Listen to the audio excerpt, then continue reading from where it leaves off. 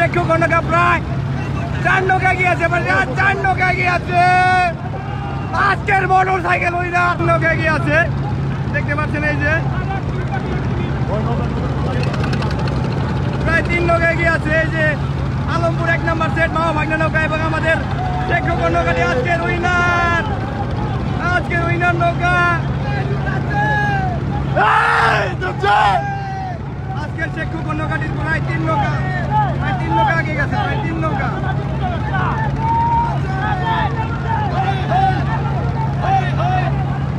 আজকের উইনার নৌকা শেখ খোকন নৌকাটি,